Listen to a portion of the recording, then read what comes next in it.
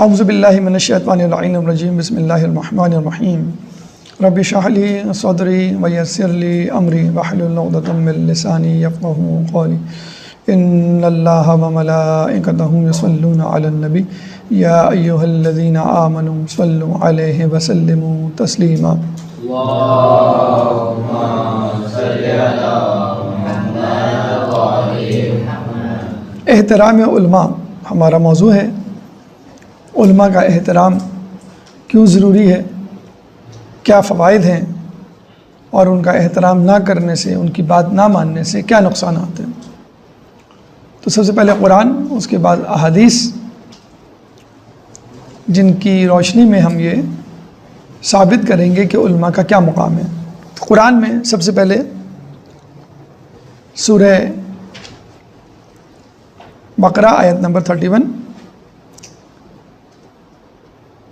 اللہ فرماتا ہے وَعَلَّمَ آدَمَ الْأَسْمَاءَ كُلَّهَا ثُمَّ عَرَضَهُمْ عَلَى الْمَلَائِكَةِ فَقَالَ أَنبِئُونِي بِأَسْمَاءِ هَؤُلَاءِ إِن كُنتُمْ صَادِقِينَ۔ اور خدا نے آدم کو تمام اسماء کی تعلیم دی، اور خدا نے آدم کو تمام اسماء کی تعلیم دی اور پھر ان سب کو ملائکہ کے سامنے پیش کر کے فرمایا،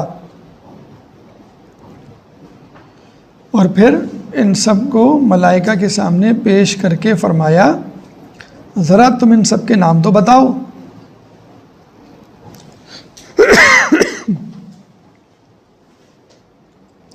اگر تم سچے ہو۔ سورہ بقرہ 31، ذرا تم سب ان کے نام تو بتاؤ اگر تم سچے ہو، ان کنتم صادقین۔ اور خدا نے آدم کو تمام اسماء کی تعلیم دی، پھر ان سب کو ملائکہ کے سامنے پیش کر کے فرمایا ذرا تم ان سب کے نام تو بتاؤ اگر تم سچے ہو۔ سورہ بقرہ آیت نمبر 31۔ یعنی آدم کو فرشتوں پر جو فضیلت دی گئی کس کی وجہ سے؟ علم کی بنیاد پر، حالانکہ وہ جونیئر تھے عمر کے اعتبار سے، ابھی پیدا ہوئے تھے، اور فرشتے تو ہزاروں لاکھوں سال پہلے سے موجود تھے، تو انہوں نے تو کوئی عبادت نہیں کی تھی، لیکن ان کو نالج تھی۔ ایک بچہ اسکول میں آتا ہے، نیا ہوتا ہے، لیکن اس کو میٹرک تک کے بچوں کے بارے میں نالج ہوتی ہے، کوئی سوال پوچھو فزکس، کیمسٹری، بایولوجی، وہ بتا دیتا ہے، تو آپ اس کو کون سی کلاس میں رکھیں گے؟ 11th میں، یعنی 10 سے بھی اوپر۔ اور ایک بچہ 5 سال سے ہے، 10 سال سے ہے، لیکن اس کو کلاس 2 کا بھی نہیں آتا، تو ہم اس کو کلاس 2 میں ہی رہنے دیں گے، کیونکہ وہ کم علم ہے، پاس نہیں کر رہا ایگزام۔ تو it does not depend upon the age, duration, مدت، اس پہ نہیں ڈپینڈ کرتا۔ آپ ایگزام پاس کریں گے تو آگے جائیں گے، آپ کے پاس علم ہوگا تو آپ آگے جائیں گے۔ تو آدم علیہ السلام کے پاس فرشتوں سے زیادہ علم تھا، اس لیے فرشتوں کو کہا گیا کہ آدم کو سجدہ کریں۔ ٹھیک، تو آدم کی فضیلت کس کی وجہ سے؟ علم کی وجہ سے۔ نمبر 2، سورہ انبیاء آیت نمبر 7، فَاسْأَلُوا أَهْلَ الذِّكْرِ إِن كُنتُمْ لَا تَعْلَمُونَ۔ اگر تم نہیں جانتے تو اہل ذکر سے پوچھ لو۔ کوئی بھی شخص اگر کوئی بات نہیں جانتا تو وہ کس سے پوچھ لے؟ اہل ذکر، یعنی علم والے، استاد، علماء، مجتہد، فقیہ، مرجع، اور ان سے بڑھ کر سب سے زیادہ علم والے کون ہیں؟ اہل بیت، 12 امام۔ تو 2 باتیں ہیں کہ جہالت ہو تو شرمانا نہیں چاہیے پوچھنے سے۔ نمبر 2، پوچھنا کس سے چاہیے؟ عالم سے، آپ سے جو زیادہ جانتا ہو، جو آپ کے قریب ترین ہو، جو سب سے زیادہ جاننے والا ہو۔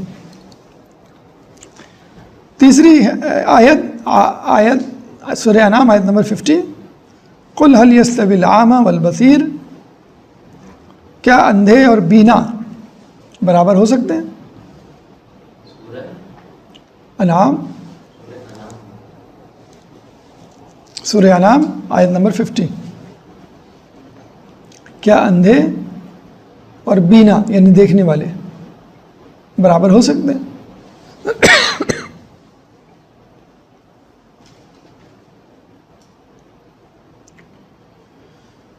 تو جاہل اور عالم برابر نہیں ہو سکتے، عالم کا رتبہ زیادہ ہے، مقام زیادہ ہے اللہ کے نزدیک، پوچھنے کے لیے، مشورے کے لیے، نصیحت کے لیے، وعظ کے لیے، رہنمائی کے لیے عالم کی طرف رجوع کرنا چاہیے۔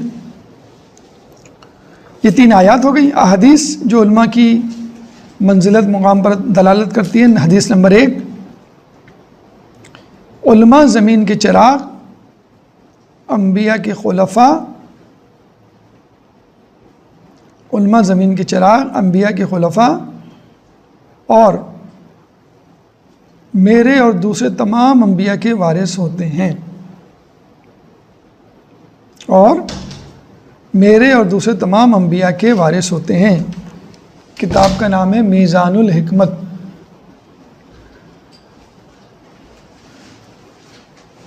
علماء کے بارے میں کیا فرمایا؟ زمین کے چراغ، یعنی جہاں سے آپ، چراغ کا کیا کام ہے؟ لائٹ کا کیا کام ہے؟ ٹارچ کا کیا کام ہے؟ روشنی، تاکہ پتہ چلے کہ زمین میں کہاں گڑھا ہے، خندق ہے، پانی ہے، کیچڑ ہے، تاکہ آپ گرے نہیں اور صحیح صحیح راستہ طے کرتے رہیں۔ انبیاء کے وارث یعنی ان کے علم کے وارث، ان کے علم کے وارث، جو انہوں نے علم چھوڑا ہے اس کو لوگوں تک پہنچانے والے۔ میزان الحکمت۔ نمبر 2، علماء کی سیاہی اور شہداء کے خون کو آپس میں تولا جائے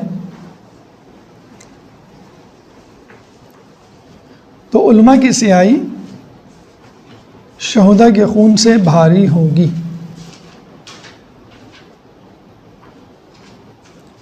علماء کی سیاہی اور شہداء کے خون کو تولا جائے تو علماء کی سیاہی شہداء کے خون سے بھاری ہوگی۔ کیوں؟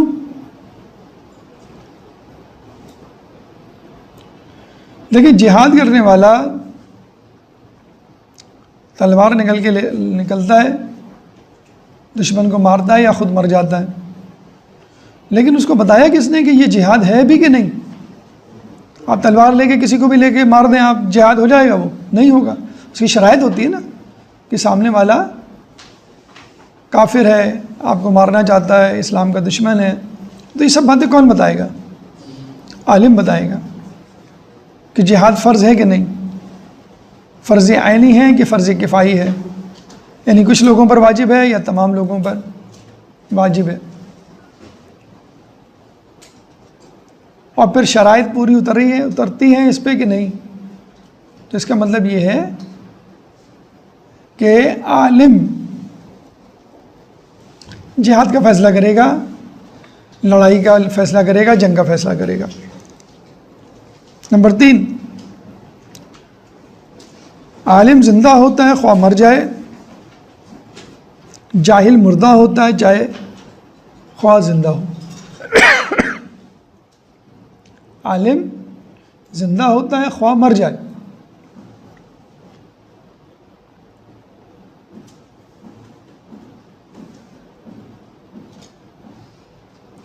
اور جاہل مردہ ہوتا ہے چاہے خواہ زندہ ہو۔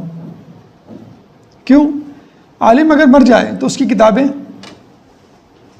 اس کے درس، اس کے خطبات کی ویڈیو آڈیو بکس اویلیبل ہوتی ہیں، ان کو وہ آگے بڑھاتے ہیں۔ شیخ یعقوب گلانی، علامہ مجلسی، شیخ طوسی، شیخ مرزا انصاری، ان کی کتابیں آج تک موجود ہیں۔ ان کتابوں سے لوگ استفادہ کر رہے ہیں اور اپنے مسائل کو حل کرتے ہیں۔ صحیح؟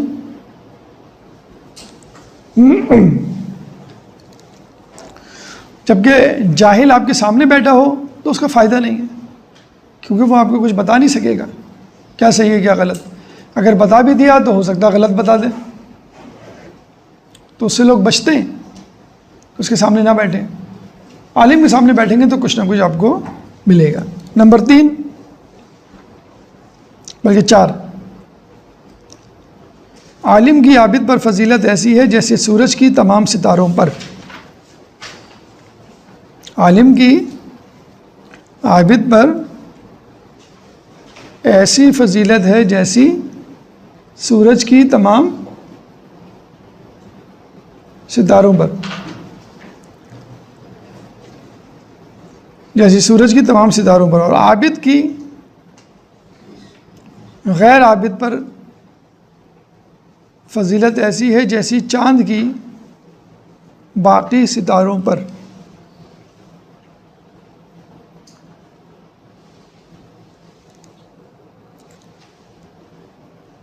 میزان الحکمت،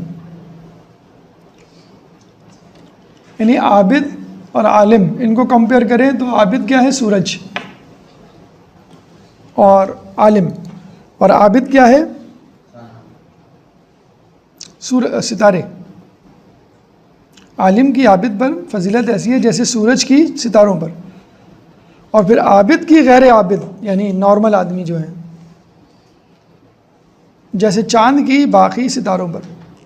یعنی ستارے کامن لوگ ہو گئے، عام لوگ جو نہ عابد ہیں نہ عالم ہیں۔ سورج کون ہے؟ عالم۔ اور چاند کون ہے؟ تو عام لوگوں کے مقابلے میں عالم کیسا ہوا؟ سورج ورسز ستارے، سورج بمقابلہ ستارے۔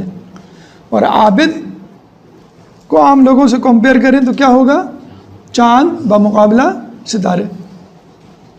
اچھا آپ تھوڑا سا غور کریں، چاند کی جو روشنی ہوتی ہے وہ بھی سورج کے لیے بھی ہوتی ہے، ہوتا نہیں ہے؟ چاند جو رات میں چمک رہا ہوتا ہے تو وہ کہاں سے لیتا رہو؟ اس کی اپنی روشنی نہیں ہے، اندھیرا ہے وہاں، تو سورج سے لیتا ہے۔ تو اس کا مطلب ہے عابد جو عبادت کرتا ہے، نماز، روزہ، زکوٰۃ، حج، زیارت، قرآن جو پڑھتا ہے، یہ کس نے سکھایا اس کو؟ عالم نے سکھایا۔ وہ بتاتا ہے کہ نماز کیسے پڑھو، روزہ کیسے رکھو، روزے کے مسائل، روزے کی شرائط، کس سے روزہ ٹوٹتا ہے، جس سے نہیں ٹوٹتا، یہ کون بتاتا ہے؟ عالم۔ تو عابد خود محتاج ہے عالم کا۔ اس میں ایک واقعہ بھی بڑا اچھا ملتا ہے کمپیئر کرنے کے حوالے سے، آپ تقابل کر سکتے ہیں کہ ایک دفعہ ایک زمانے میں ایک عالم اور ایک عابد بڑے مشہور تھے۔ عالم اپنی علم کی وجہ سے مشہور تھا اور عابد اپنی عبادت کی وجہ سے۔ تو شیطان جو ہے عابد کے پاس گیا، دروازہ کھٹکھٹایا، عابد نکلا۔ عابد کو اس نے کہا کہ بھئی تم نے بہت عبادت کر لی، اللہ تم سے بہت خوش ہے اور بس کافی ہے اتنی عبادت، اب تم جنت میں جا سکتے ہو، اللہ کہہ رہا ہے۔ اور وہ بھیس بدل کے آیا، کون؟ شیطان۔ کہہ رہا، اس نے کیا کہا کہ میں جبریل ہوں، اللہ نے مجھے بھیجا تمہارے پاس کہ جتنی عبادت کرنی تھی کر لی، بس اب تم جنت میں چلے جاؤ۔ تو عابد نے کہا مجھے تو نہیں معلوم جنت کہاں ہے۔ تو اس شیطان نے جو جبریل کی شکل میں تھا، فرشتے کی شکل میں، کہا بس تم میرے پیچھے پیچھے آؤ۔ اس کے پیچھے پیچھے چل دیا۔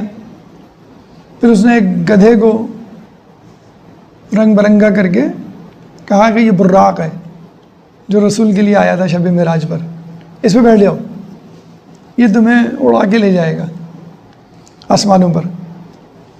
تو اس کو گدھے پہ بٹھایا اور وہ چلتا رہا، پھر پہاڑ پہ چڑھے، پہاڑ کی چوٹی پہ چڑھ گئے۔ تو اس نے کہا اب تم آگے جاؤ، میں آگے نہیں جا سکتا، میرے پر جل جائیں گے۔ کس نے کہا؟ شیطان نے، جو جبرائیل اور فرشتے کی صورت میں تھا۔ کہنے بس تم اب گھوڑے کو ہکاؤ، اس کو چابک مارو، گھوڑا آگے بڑھے گا، اڑنے لگے گا۔ گھوڑا نہیں، مطلب براق، یہ براق اڑنے لگے گا اور پھر تمہیں، اس نے اس کو چابک مارا، گدھا جو تھا وہ آگے گیا اور نیچے گر کے وہ مر گیا۔ اب یہ شیطان گیا عالم کے پاس، دروازہ کھٹکھٹایا، عالم نکلا۔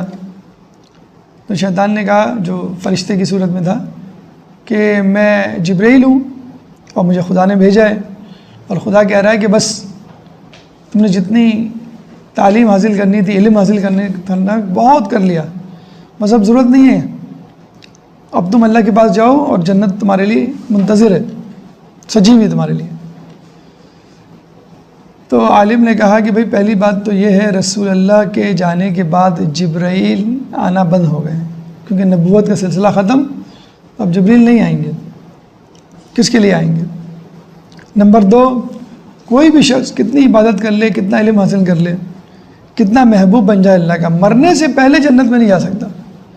رسول بھی مرنے کے بعد جائیں گے، ائمہ، اولیاء، مجتہدین، علماء، صالحین، نیکوکار، گناہ گار، کوئی بھی جنت دوزخ جس میں بھی جانا ہے وہ تو قیامت میں ہوگا نا، اور قیامت سے پہلے مرنا ضروری ہے۔ کل نفس ذائقۃ الموت، ہر یوم یکون الناس کالفراش المبثوث وتکون الجبال کالعہن المنفوش۔ قیامت کا منظر میں تو دیکھا جائے پہاڑ بھی ایسے اڑیں گے جیسے روئی کے گالے، تو وہ موت ہی ہوئی ان کی، اور انسان ایسا اڑے گا جیسے پتنگے، چرند پرند یا پروانے۔ تو مرنے سے پہلے، قیامت سے پہلے کوئی بھی نہیں جائے گا۔ تو یہ عالم نے کیسے پتہ چلایا؟ اپنے علم کی بنیاد پر۔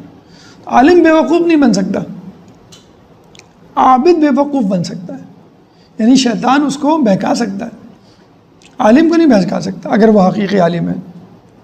جب بھی حدیث میں آیا ہے کہ شک کی عبادت سے، شک کی شب بیداری سے یقین کی نیند بہتر ہے۔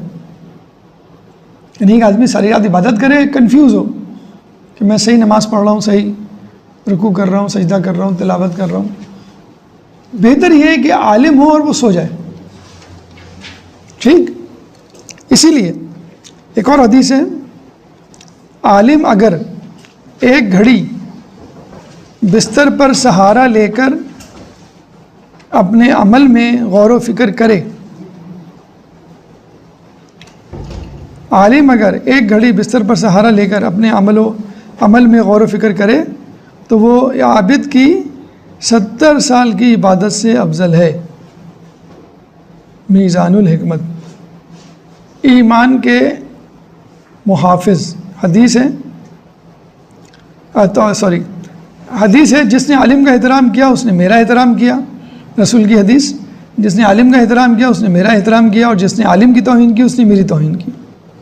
لیکن ہمیں ان علماء سے دور رہنا ہے کہ جو فقط ظاہری شان و شوکت کے مالک ہیں، جن کے بارے میں کہا گیا عنقریب میری امت پر وہ وقت بھی آنے والا ہے کہ جب لوگ علماء کو اچھے لباس کے ذریعے،